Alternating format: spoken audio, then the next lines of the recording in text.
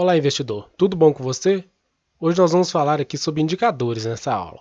Os indicadores buscam, assim como os candles, avaliar o preço, só que de uma outra forma. Eles introduzem novas funções dentro do gráfico e tentam capturar comportamentos do preço. Então, nós vamos com os indicadores conseguir avaliar se a tendência vai se manter ou se ela já está começando a se reverter. Essa é a ideia dos indicadores. Existem centenas de indicadores.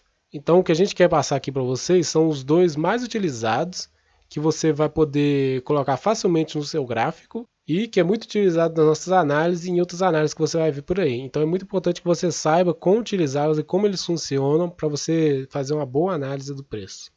As médias móveis são um dos indicadores mais utilizados atualmente. Elas são linhas que mostram a média do preço em um determinado período. Elas podem ser simples, ponderadas ou exponenciais. Você já vai perceber qual é a diferença entre elas. Geralmente utiliza-se 3 médias, uma rápida, uma lenta e uma de longo prazo. Então estamos aqui com um gráfico em que nós plotamos as duas médias móveis. O que são as médias móveis? As médias móveis nada mais são do que essas linhas que acompanham os candles. Então, além dos candles de preço, você tem aqui essas linhas, aqui em verde e em azul, que acompanham o preço. Essas médias são exponenciais. O que isso quer dizer? Quer dizer que elas pegam o valor do preço, ou seja, desses candles, e faz uma média, sempre colocando os candles mais recentes como um fator maior na hora do cálculo. Ou seja, os candles mais recentes eles têm um peso maior do que os candles antigos. A gente utiliza as médias móveis exponenciais porque quando se tem um candle longos, candles de força como esse, a média não fica tão distorcida como fosse uma média simples. Se você utilizasse uma média móvel simples, esse candle também geraria uma distorção na hora da saída, ou seja, ele geraria duas distorções na entrada e na saída. Por isso que a gente utiliza sempre a média móvel exponencial. A gente utiliza também a média móvel rápida e a lenta. Qual a diferença e por que utilizar duas? Bem, a média móvel rápida, você pode ver aqui, ela está em verde.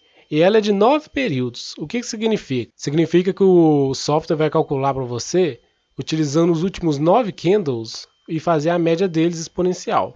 Então esse é o jeito de calcular essa média móvel.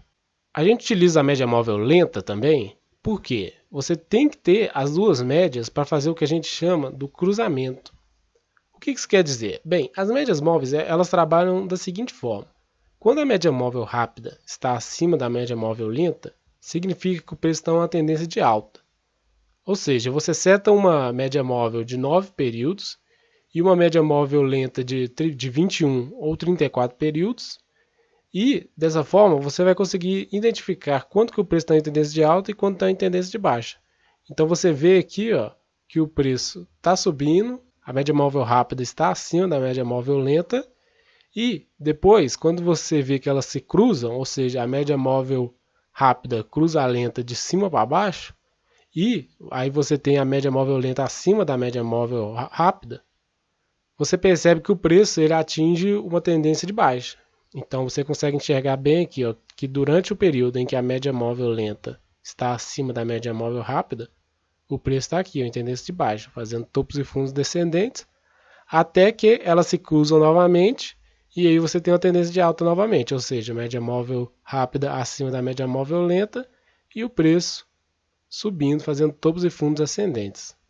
Outro fator interessante das médias móveis é que geralmente o preço busca o centro dela, ou seja, as médias móveis quando está em tendência de alta ou de baixa, um bom momento de você comprar ou entrar vendido é durante a correção. E você sabe que isso aconteceu porque ela busca novamente o centro, ou seja, ela foge da média e depois ela busca essa zona sempre entre as médias. Então você também pode ver aqui que o preço está fazendo topo e fundo descendentes. Ele busca a região de centro e cai. Busca a região de centro e cai.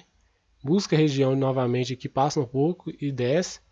Então é um indicador muito bom para você saber onde comprar. Ou seja, na hora que o preço corrigir e entrar de novo nessa zona entre as faixas, é um bom momento de entrada. Então é um fator para sempre se estar de olho.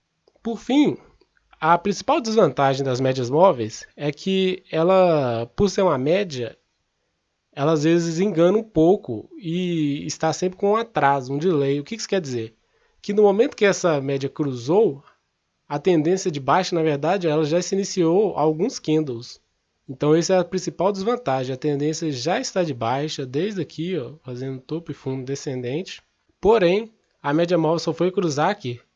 Então é um fator limitador da média móvel. Ela tem os seus pontos positivos, de indicar bem a tendência, indicar momentos de compra com a correção.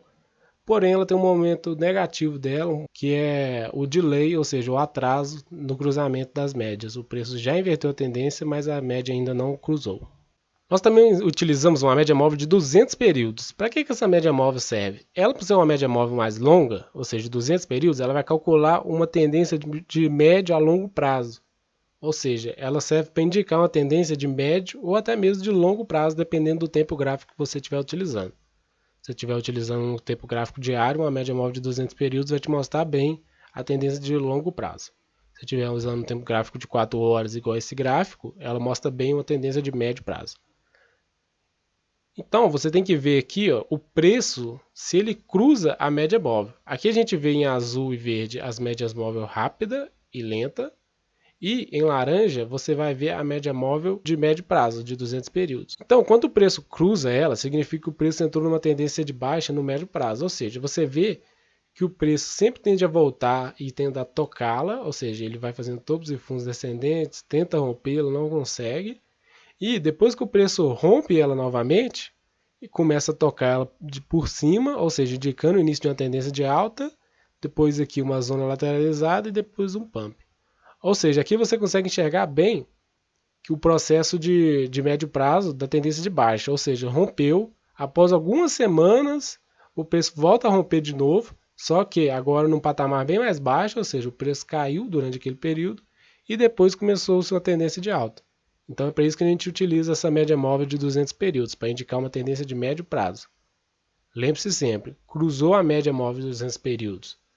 Iniciou uma tendência ou de baixa ou de alta. Se estiver cruzando de cima para baixo, vai ser uma tendência de baixa. E se estiver cruzando de baixo para cima, vai ser uma tendência de alta. As bandas de Bollinger são outro indicador muito fundamental nas análises. Elas são linhas no gráfico que mostram a possível faixa de preço. Elas são formadas por 3 linhas, uma média, central e 2 bandas. A amplitude da banda significa a volatilidade. E as bandas também atuam como suporte ou resistência. Vamos ver aqui no gráfico para você ter mais detalhes e compreender melhor.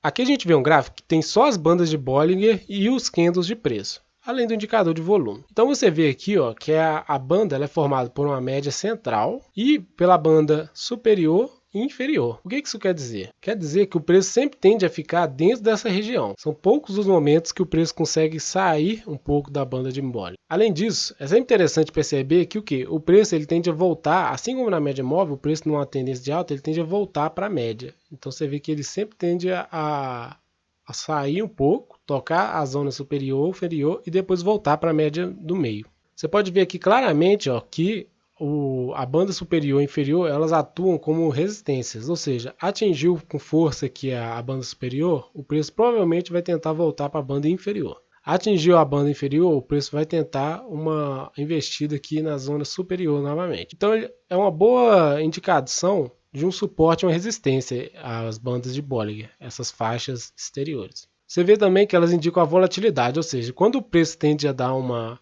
perna de alta muito forte, você vê que as bandas elas se expandem. E o contrário, quando o preço não está com a volatilidade alta, ou seja, está lateralizado, está no mesmo patamar, você vê que as bandas elas ficam mais estreitas. Você pode então compreender as bandas como se fosse a temperatura da sua cidade. Se o preço atingiu a temperatura máxima histórica, é muito mais provável que a temperatura caia do que a temperatura continue subindo indefinidamente. A mesma coisa acontece aqui com os preços. Quando atinge um valor muito elevado, ou seja, rompe aqui a banda superior, é muito mais provável que o preço venha corrigir e a cair, a voltar à média central e romper na média central, a voltar para a banda inferior, do que ele continue rompendo aqui e siga uma tendência de alta muito esticada. O processo de congestão ele é muito interessante e a gente utiliza muitas bandas de Bollinger para saber se o ativo está num processo de congestão ou não. Então, ele é um processo poderoso de valorização ou desvalorização do preço. Ele ocorre por indefinição do mercado e acúmulo de força dos compradores e dos vendedores. A gente tem alguns sinais que não mostram sua formação, e é isso que a gente vai tentar aqui para falar para vocês. Quando que a congestão está sendo formada, porque ele é um processo muito interessante para quem quer fazer um swing trade ou até mesmo um day trade, sendo assim uma oportunidade muito boa de lucro. Então aqui a gente consegue ver um processo de congestão. O que caracteriza ele? Bem, a primeira coisa é um preço lateralizado. Então você consegue ver aqui que o preço está no mesmo patamar. Ele fica aqui numa zona lateralizada nesse retângulo, sem tendências de alta e baixa, ou seja, ele fica preso entre uma resistência e um suporte. Além disso, a gente tem uma redução do volume médio, ou seja, você pode ver aqui que o volume ele fica bem lateralizado também. Geralmente ele fica ou lateralizado ou em redução. Então, isso mostra que está acontecendo um processo de congestão, ou seja, é um processo de acumulação de força de compradores e vendedores. Além disso, você tem uma redução aqui das bandas de Bollinger, ou seja, a volatilidade cai e elas ficam cada vez mais estreitas. Por fim, depois que você teve essa lateralização, esse acúmulo de força, esse estreitamento das bandas de Bollinger, significa que o processo está numa congestão muito forte e que ele vai romper essa resistência ou esse suporte com muita força. Então aqui a gente pode ver o caso em que rompeu com força e com volume. Você pode ver aqui que o volume médio aumentou com muita força essa congestão, ou seja, rompeu e o preço subiu. Geralmente a gente coloca um alvo depois que rompe a congestão de no mínimo a mesma altura aqui. Ó. Essa altura aqui da congestão, você joga ela aqui para cima. Por essa aula é isso, pessoal. A gente se vê na próxima.